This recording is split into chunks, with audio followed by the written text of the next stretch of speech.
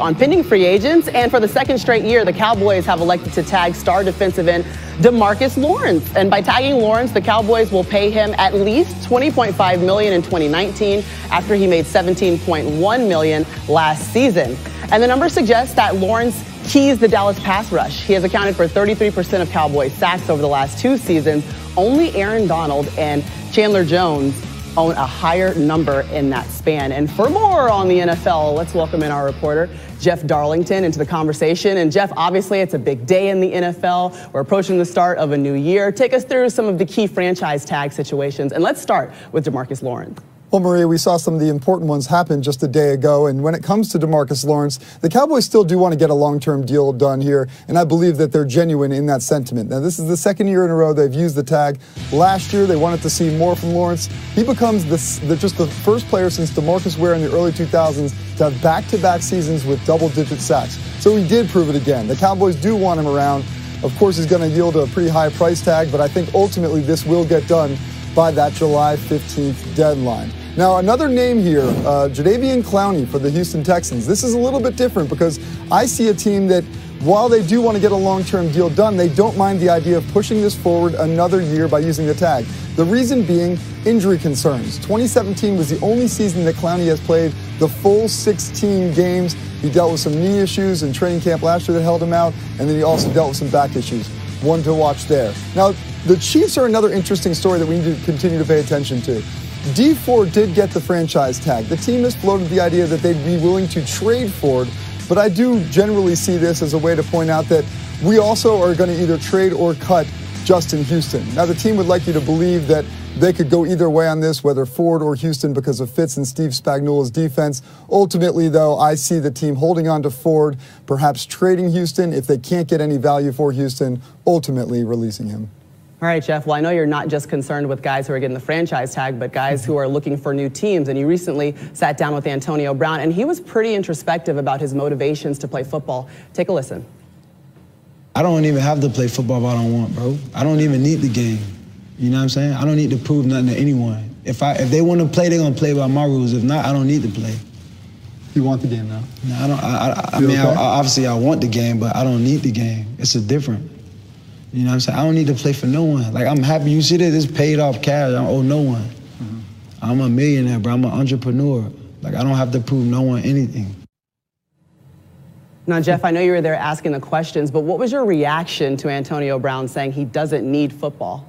So I pushed back to him at another point, too, when it came to whether he needed the game. And I would honestly say that I think there is a difference between need and want. Because earlier in the day, I was actually with him for about 6 hours in Liberty City, where he comes from. And he was so excited to show me around Liberty City. We went to Gwen Cherry Park, the place in Liberty City, really tough place where he played youth football.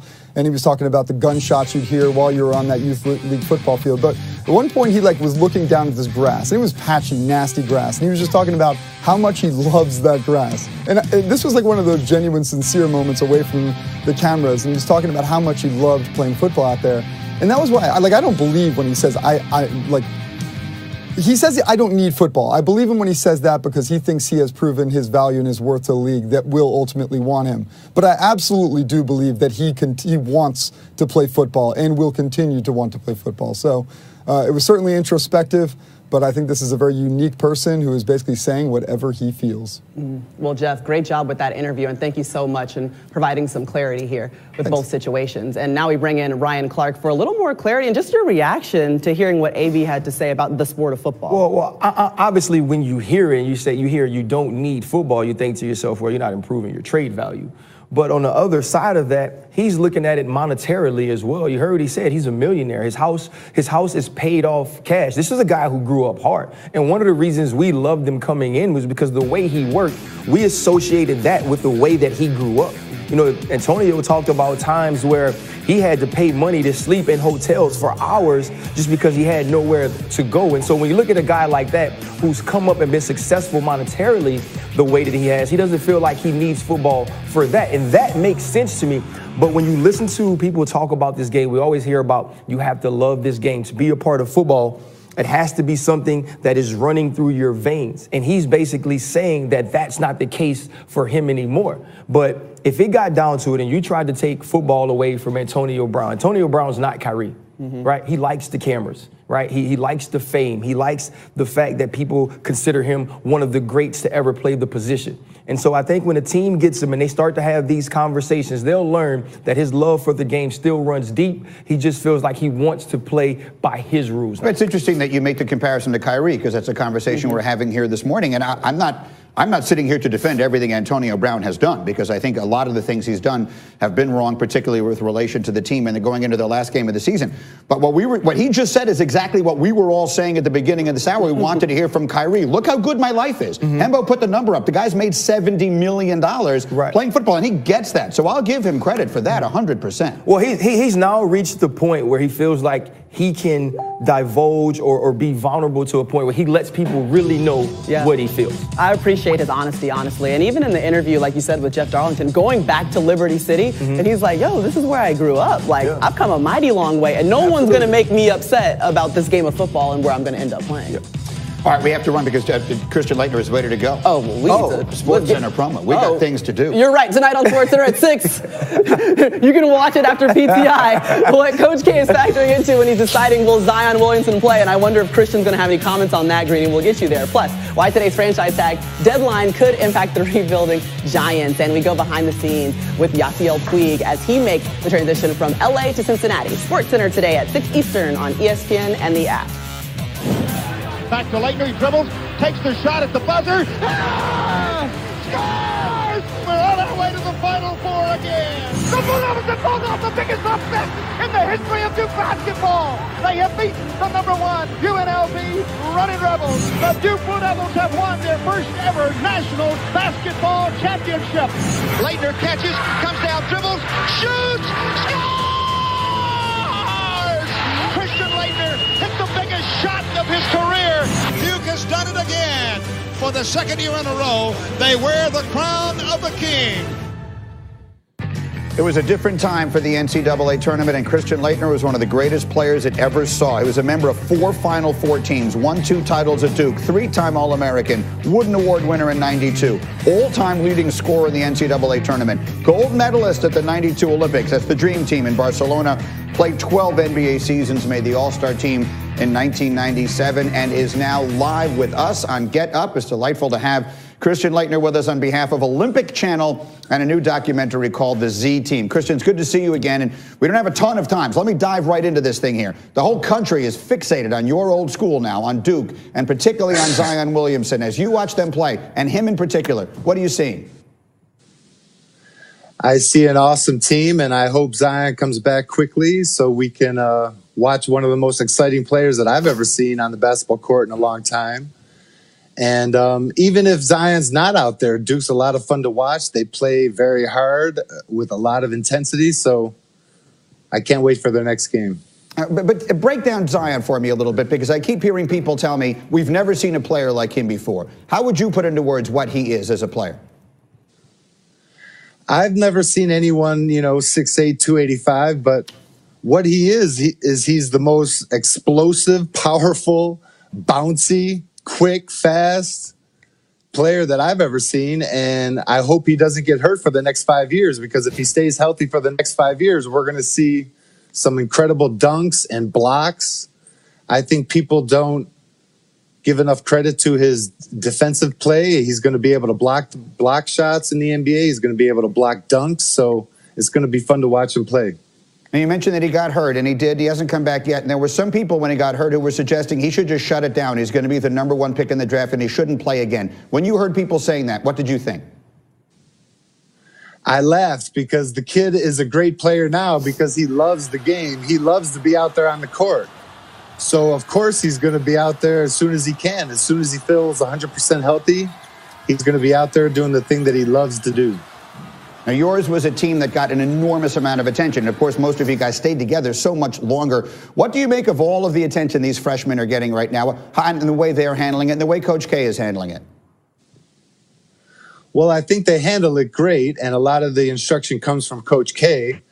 But at times, I feel bad for everyone else on the team, because sometimes the announcers don't talk about anyone besides Zion.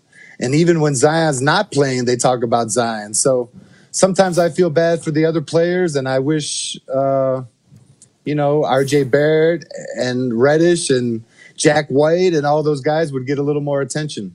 In case you're wondering how much attention Christian is paying, he's wearing a Duke shirt as we speak here this morning. So we're delighted to have you. And you know what? I as a fan of the game, just want to bring Jalen Rose into this conversation and let the two of you just think back to that one season when you guys went head-to-head, not once but twice, in one legendary game during the regular season, and then, of course, in the national championship game. Jalen, I brought your kryptonite live onto the show. It's Christian Laettner. You did, and I try to tell people who are prisoners of the moment that Christian Laettner is in the conversation with greatest collegiate performers of all time. Just think about what you said. He played in 4 Final Fours and won 2 national championships. So that's why I try to make sure I don't become prisoner of the moment when I talk about today's player. But, Late, I want to ask you this question. Talk about the transformation in Coach K of coaching veteran-laden teams like you guys had versus now coaching these one-and-done type prospects. Well, I think he's made the transition very smoothly. The game has changed over the last 25 years. My record, I don't think, of 4 straight Final Fours will ever be broken because the best players go to the NBA right away. But I think he works well with what he has. He has to implement his program and his system only in a year now because the kids go to the NBA. So he's got 5 new freshmen, next year. And you guys had to do that at Michigan when you had the Fab Five. And I'll never forget the game in December, maybe my senior year at Michigan, which was a lot of fun. And I always enjoyed the games where it felt like the fans were going to kill us. And that game in Michigan was a lot of fun. And we had some fighting and some wrestling going on that game. And it's something I'll never forget. I'd like to hear a little more of that, Christian, if I could, please. Because before there were these Duke freshmen, as you just mentioned, there was the Fab Five. What did you guys think of them? You and Duke, you were an established power by that time, and here came these 5 freshmen. What did you think of them? I was scared of them because they didn't care about anything. They didn't know about tradition and history, and like Duke's supposed to win. And they could score a lot of points. I was always afraid of teams that could score points. So that's why I feared like Kentucky when we had to play Kentucky in '92. And then every game with Michigan in the Fab Five, they could score a lot of points. And even before then, when it was Terry Mills and Lloyd Vaught and Romeo Robinson, like they were just a tough team every game because they could score points. Christian, I have to ask you about your documentary. You and others went out and helped struggling high school programs. Tell us about it quickly, if you would, please. It was so much fun. I worked with Garinger High School in Charlotte, North Carolina with the Olympic Channel. So you can check out my episode tonight at 7 p.m. on the olympicchannel.com. And I worked with a team that was 3-14, and they were doing pretty good, but they just weren't getting rewarded for their efforts. They played defense hard. At times they had trouble scoring points. So I just came in there and gave them a little shot in the arm, like, hang in there with each other. Don't give up. Try to enjoy the game for what it is. Don't only, hang your head on wins and losses. So I worked with them for a week, and they were able to break their losing streak, and it was a lot of fun. The kids were a joy to work with, and I love doing it. I love being on the basketball court, and that's why I do my basketball academy year-round. It's great to have you here. It's a wonderful. We look forward to that. And next time you're in New York, please come by and sit. We'd love to have you and Jalen sit together and just tell a bunch of old stories. Thank you, Christian Laettner. Thanks a lot, fellas. It's good to have Christian Laettner with us here. As we continue, it's a day we never believed was coming, and yet it's here. It's over for the Lakers' LeBron, and he knows it. We'll talk about that and more next.